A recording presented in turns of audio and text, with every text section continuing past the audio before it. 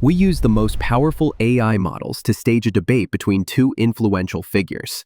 Andrew Tate, known for his provocative views on success, masculinity, and self-reliance, and Buddha, the founder of Buddhism, who inspired millions with his teachings on enlightenment, mindfulness, and the path to inner peace. The debate between these two figures begins now. What is the ultimate purpose of life? Listen up, Buddha. You spent years under a tree, starving yourself, chasing enlightenment like some broke monk. You think that's purpose?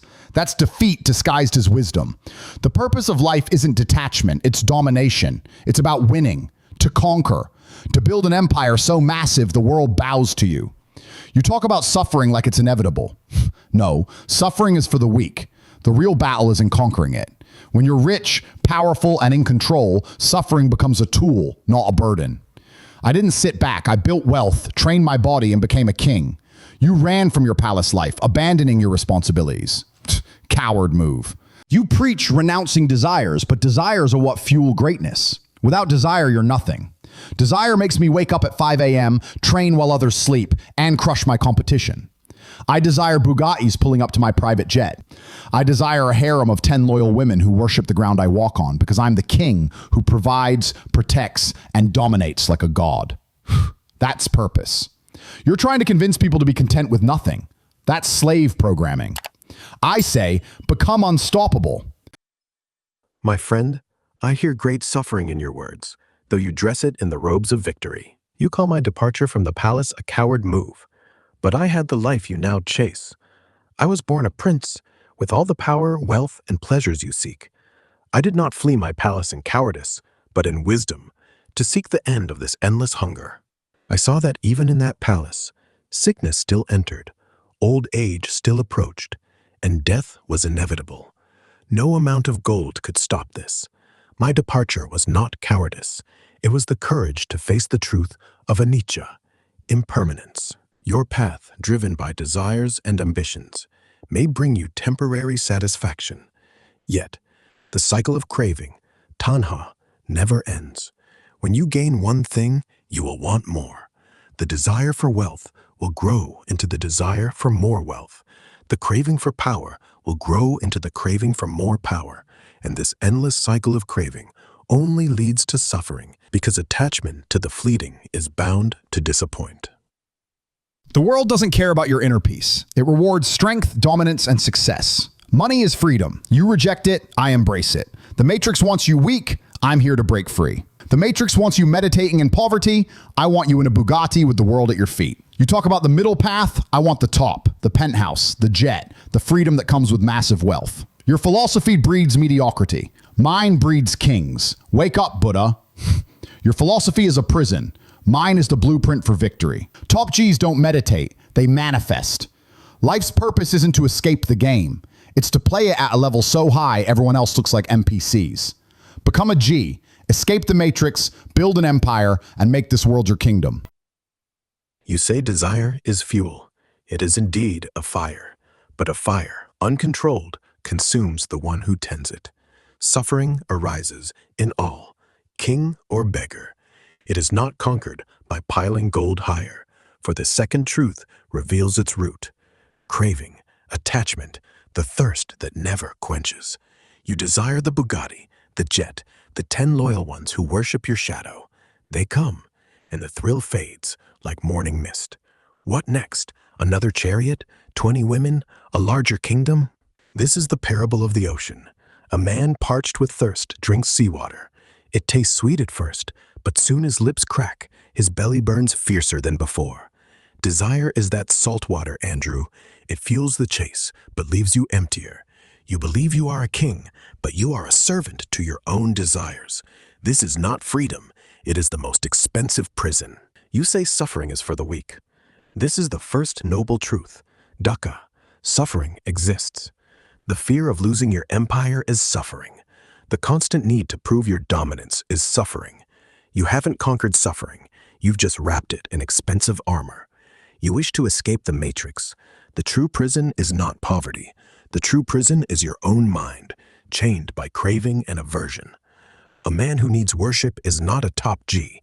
He is a beggar in king's clothing, dependent on others for his worth. The third noble truth, suffering can cease, fully and forever, in nirvana, not a prison of poverty, but liberation beyond all chains. I do not teach mediocrity. I teach the middle way, the strength to master the mind. Victory is not the penthouse, my friend. It is the unshakable peace where no storm can reach. Buddha, you're hiding behind philosophy, pretending peace is the goal. You ran from the palace, from power, from real life. That exact life that separates kings from slaves. That's not wisdom. That's weakness. You left because you couldn't handle the game. You saw the finish line and said, nah, I'm good. You didn't face suffering. You avoided it. You saw impermanence and fooked off. Real men don't run. They crush it. Real alphas don't run. They conquer. You call desire a fire that consumes. Bullshit. No, it's fuel. Desire for wealth, power, success, it drives us to build empires, crush limits, and dominate. Yeah, I want more Bugattis, more jets, more loyal tens fighting for my cock. And I get it. You think wealth fades? Newsflash, everything fades. That's why we stack higher. Money buys immortality, you ancient quitter. You talk about peace, but it sounds like a fantasy. Your peace is dependent on having nothing to lose. Real peace comes from power. Power to protect, build, and bend the world to your will. My power is built on having everything to protect. That's what makes me sharp. That's what keeps me hungry. My friend, you believe I abandoned my duty as a prince, but in truth, I embraced a greater responsibility, a responsibility to end the cycle of suffering for all beings, not just for myself or my kingdom. I had already won your game before you were born. I had the palace, the pleasure, and the power you chase. I didn't leave because I lost. I left because I won and discovered the victory was hollow. I did not run from the game. I saw the game in its entirety. The peace I found under the tree was not a retreat from life. It was the awakening to its true nature. I did not run from the world. I saw its true impermanence, and I sought to transcend it, to find the path to true freedom. You believe you are the master of your desire, but this is the great illusion. You are like a man riding a starving tiger. You think you control it because it takes you where you want to go, but the tiger is in control, for it is always hungry. You are not the master of the fire. You are its fuel. You say you answer to no one, yet you answer to every craving that arises. You speak of conquering, but if you are truly the master, could you sit peacefully under a tree for one afternoon, possessing nothing, and be as content as you are in your Dubai penthouse? Or would the craving for action, for validation, for more, stir within you? A master is free to use an object or let it go. If you cannot let it go, you are not its master. You are its servant, conditioned to believe that your service is kingship. Consider this.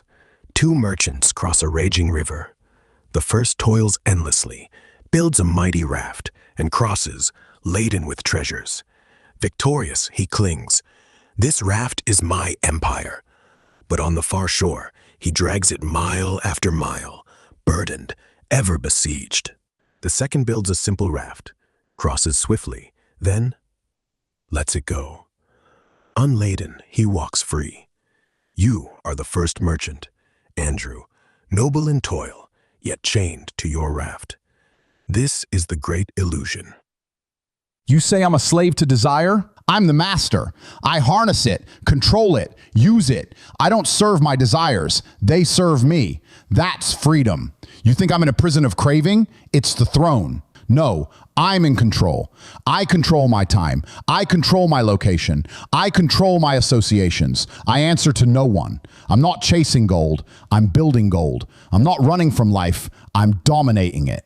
When I want to go to Dubai, I get on my jet and I go. Your middle way? It's for the weak. I don't sit in stillness. I'm shaping the world. You say suffering exists? I say it's the price of greatness. That's what real men do. We conquer suffering. We harness it. You walked away from your throne. You abandoned your post. You abandoned your duty as a prince. I built mine. And this story about the raft, it's the perfect example of your slave mindset. You build a raft, cross the river, and let it go. You are a moron. I cross the river, I keep the raft, I build 10 more rafts, I build a bridge, I start a shipping company, I own the river. You are free to walk around in the mud with nothing. I am the king. Nirvana? It's just an excuse to justify giving up. Your nirvana is just an excuse. You're selling eternal peace to people who need immediate power. My victory is real. It's in the money, the power, the empire. 7 Bugattis revving, jets fueled, women kneeling, haters seething. It's in the freedom to shape my life. I live free. You died poor. You may have found peace under that tree, but I found purpose, and I'm building an empire from it. Your truths are lies for losers. Join the grind or stay dust. The raft I speak of reveals your prison. You say you would own the river, build bridges, keep building, but you cannot own a river. The raft is meant to cross suffering, not to be carried forever. You mistake keeping the tool for mastery, but it makes you a slave, chained to the riverbank by your own possessions. I am free to walk on, unburdened. You mock my peace as having nothing to lose, yet you reveal your own terror in your words, having everything to protect. You're a prisoner, guarding your own cell, forever anxious. The freedom you have is to fly to Dubai. You are not free from the desire to fly to Dubai. The freedom I teach is a mind that is at peace, even in a prison. You say I teach people to be comfortable in prison, but you are the one who has painted the bars of your cell gold and called it a throne. You believe your cell has a door that opens to a private jet, but can that jet take you to a place where old age, sickness, and death cannot find you? Can your wealth silence the fundamental anxieties of the human heart? But it is a cell nonetheless, for you are terrified to be without it. You must constantly guard it. My path does not teach comfort in prison. It teaches the way to see that the prison door was never locked. The renunciation I teach is not of things, but of the craving for things. It is the craving that is the true prison. I offer you no fight, my friend, for I have nothing to defend. I offer only an invitation. Sit with yourself, not with your achievements, your possessions, your title of top G. Just yourself, in silence, and see what arises. If your philosophy is truly as strong as you claim, it will withstand this simple test. But I suspect that silence is what you fear most, because in silence there are no Bugattis to hide behind. You say suffering is the price of greatness. I say suffering is the result of not understanding its origin.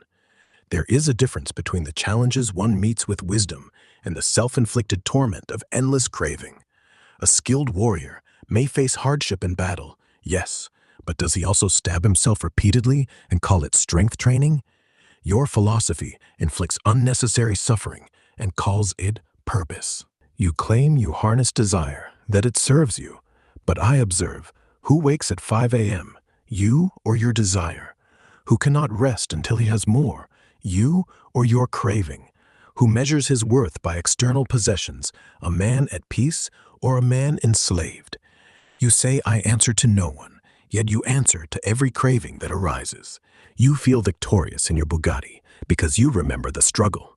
This is understandable, but victory is a feeling, and all feelings are impermanent. What will you do when the feeling of victory fades, as it inevitably will? You will need another victory, a bigger one. This is not mastery over desire. This is feeding the tiger, and the tiger's hunger only grows. You say I died poor, I possessed nothing, and therefore nothing possessed me. That is a richness beyond your calculations. Nirvana is not an excuse to give up. It is the end of the thirst. It is the unshakable peace that comes when you are no longer a slave to the tiger. You mock the middle way as weakness, but the middle way is not mediocrity. It is mastery. I did not teach people to be passive. I taught kings how to rule wisely, merchants how to prosper ethically, warriors how to fight with honor. The middle way means neither indulging every craving nor torturing oneself with deprivation. It is the path of wisdom, not extremism.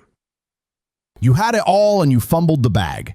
You say you won and found the victory hollow? That's not enlightenment. That's depression with a philosophy degree. You had everything handed to you. You never had to fight for it. You never had to earn it. You never had to defend it against men who wanted to take it. So when you had it, you didn't value it. You didn't understand the weight of what you possessed because you never built it with your own hands. I built my empire from zero. Every dollar was a battle. When I sit in my Bugatti, I don't feel empty. I feel victorious because I know what it took to get there. You call me a slave to the tiger? You're damn right. But my tiger hunts. My tiger builds empires. My tiger buys jets. Your tiger is a neutered house cat, sleeping in the sun, waiting for someone to fill its bowl. You are a slave to inaction. You ask if I can sit in silence? Why would I? What a pathetic test. Can you sit and do nothing? Congratulations, you've mastered the art of being a vegetable. While you are sitting in silence, I am closing deals. I am training. I am building my fortress. Silence is the sound of your bank account hitting zero. You teach people to be comfortable in prison. You teach them to accept being poor, to accept being weak, to accept being a nobody. You are the blue pill. You say I'm a prisoner guarding my cell. My cell is a king-size bed and a door that opens anytime I want to my private jet. Your freedom is sitting in a 6x8 cell with an empty bowl, convincing yourself it's a palace. My philosophy is for winners. Your philosophy is the most beautiful, elaborate cope ever invented for losing. You talk in circles to dress up quitting as wisdom. You saw a sick man. You saw an old man. You saw a dead body, and your takeaway was to run? You saw the fundamental facts of life, that it's hard, that it's a fight, that it ends, and you fled the palace. That's not an awakening. That is the ultimate act of cowardice. You didn't fight anything. Starving yourself for 6 years, that's a tantrum. The real fight is in the world. You fought your thoughts. I fight armies. When you talk about my cell, you say, my jet can't fly me from death. No one's can. But when sickness comes, my jet flies the best doctor in the world to me. My money buys the best treatment on earth. I have the option to fight. What do you have? You have acceptance. You've surrendered before the first punch is thrown. You ask what happens when I lose? When I get old? This is the difference between us.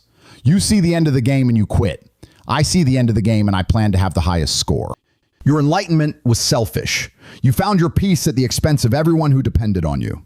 When I am old, I won't be a beggar. I will be a patriarch, surrounded by a strong, loyal family and an empire I created. My victory isn't a feeling. My victory is my bloodline. My victory is my legacy. You died with nothing. I will die having built everything. You accuse me of depression. You say I fumbled the bag, that I didn't value what I had because I didn't fight for it.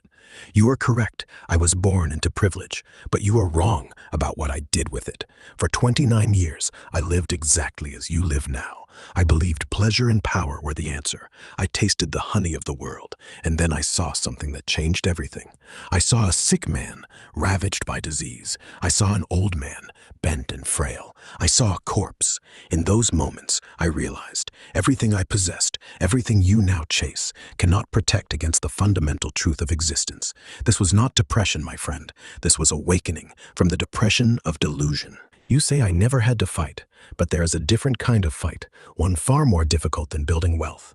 I fought against the most powerful enemy any human faces, my own ignorance. For 6 years, I practiced extreme asceticism. I nearly died from starvation. That was my fight, not against other men for money and status, but against the fundamental causes of human suffering. You say your tiger hunts. My path is to tame the tiger, your craving, tanha, not be driven by its constant hunger. You believe your tiger hunts for you, but one day you may find it is you who are running to keep the tiger fed. That tiger you ride, it devours its master. You fear silence. You fear it because the grind is the noise you use to drown out the truth. You cannot sit in silence because you are afraid of what you will find there. You call it the art of being a vegetable, but you mistake stillness for inaction. My sitting is not being a vegetable. It is the highest training. When I sit in meditation, I am not doing nothing. I am training the mind to see reality clearly, to remain unshaken by circumstances, to act from wisdom rather than react from craving or fear. You say your philosophy is for winners, but I ask, what happens when you inevitably lose? And you will lose, my friend. Your youth will fade. Your strength will diminish. Your wealth will mean nothing when your body fails. When that day comes, what will you have built that lasts? My philosophy is not a cope for losing. It is the blueprint for a victory that cannot be taken from you, a peace that does not depend on your bank account. I offer a victory that needs no sequel, freedom from the endless cycle of craving. You call my enlightenment selfish, that I left my wife, son, and kingdom to seek truth. But here's what truly troubles me about your path, my friend. You say your jet will fly the best doctors to you when sickness comes. But do you not see the trap you have built? That sickness, it came because you sacrificed your health to build the empire that buys the jet that takes you to the hospital. You work 12 hours, 14 hours, flooding your body with stress, denying it rest, all to accumulate the wealth that you then must spend to repair the damage you inflicted earning it. You are running in a circle and calling it progress. This is madness, wearing a crown. If I had stayed in the palace, I would have helped one kingdom for one lifetime. Because I left, the truth I discovered has helped millions for millennia. Which choice was truly selfish? You ask what I left my son? Not a kingdom of gold, which can be stolen or burned. I left him the Dhamma, teachings that have outlasted every empire you can name. When Rahula came to find me, I didn't teach him to beg. I taught him discipline, mental strength, and the path to liberation. He became one of my foremost disciples. My wife Yasodhara also joined the order and found enlightenment. They thanked me for showing the path beyond suffering, not for leaving them a palace that would eventually crumble. Your best doctors treat symptoms. I address the root cause. Your jet cannot fly you from the fact of sickness, old age, or death. You're fighting an unwinnable war against reality itself. You call my acceptance surrender, but it is the wisdom to stop fighting what cannot be defeated. I don't fight the sickness, I cure the fear of it. While you create the very suffering you claim to solve, I sought to eliminate its origin. You say you will die having built everything, but I saw that all built things must one day be unbuilt. Your empire will fall, your name will be forgotten. Where are the descendants of the pharaohs now? You have built a magnificent sandcastle. I have realized the nature of the ocean. The choice is not between being a king and a slave. It's between being a keeper of possessions you must constantly defend and being free, unable to be possessed by anything. The door to this understanding remains open should you ever wish to see the view from here. That brings us to the end of this debate. If you found this video helpful, please consider supporting the channel by subscribing to empower you for more thought-provoking content. Thanks for watching.